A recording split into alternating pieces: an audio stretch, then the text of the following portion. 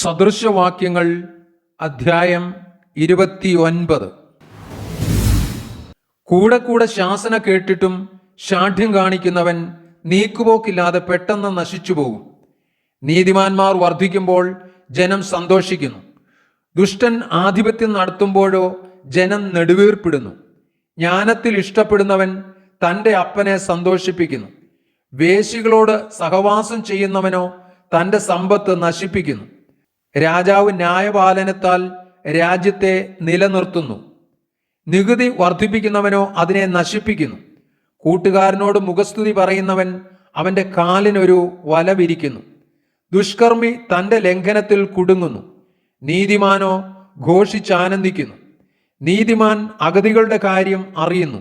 ദുഷ്ടനോ പരിജ്ഞാനം ഇന്നതെന്ന് അറിയുന്നില്ല.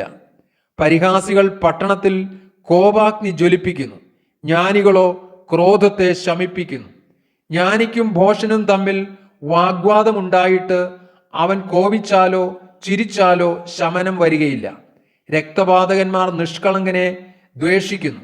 നേരുള്ളവരോ അവന്റെ പ്രാണരക്ഷ അന്വേഷിക്കുന്നു. മൂഢൻ തന്റെ കോപത്തെ മുഴുവനും വെളിപ്പെടുത്തുന്നു. ജ്ഞാനിയോ അതിനെ അടക്കി ശമിപ്പിക്കുന്നു.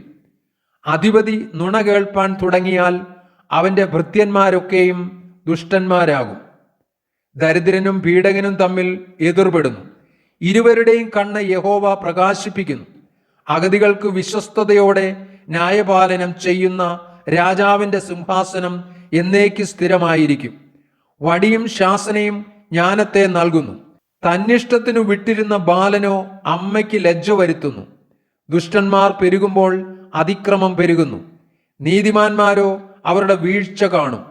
നിന്റെ മകനെ ശിക്ഷിക്ക, അവൻ നിനക്ക് ആശ്വാസമായി തീരും. അവൻ നിന്റെ മനസ്സിന് പ്രമോദം വരുത്തും. വെളിപ്പാടില്ലാത്തയിടത്ത് ജനം മര്യാദ വിട്ട് നടക്കുന്നു. ന്യായപ്രമാണം കാത്തുകൊള്ളുന്നവനോ ഭാഗ്യവാൻ.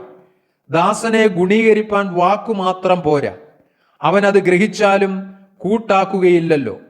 വാക്കിൽ ബദ്ധപ്പാടുള്ള മനുഷ്യനെ നീ കാണുന്നുവോ? അവനേക്കാൾ മൂഢനെക്കുറിച്ച് അധികം പ്രത്യാശയുണ്ട്. ദാസനെ ബാല്യം മുതൽ ലാളിച്ച് വളർത്തുന്നവനോട് അവൻ ഒടുക്കം ദുശാഠ്യം കാണിക്കും. കോപമുള്ളവൻ വഴക്കുണ്ടാക്കുന്നു. ക്രോധമുള്ളവൻ അതിക്രമം വർദ്ധിപ്പിക്കുന്നു. മനുഷ്യന്റെ ഗർവം അവനെ താഴ്ത്തിക്കളയും. മനോവിനയമുള്ളവനോ മാനം പ്രാപിക്കും.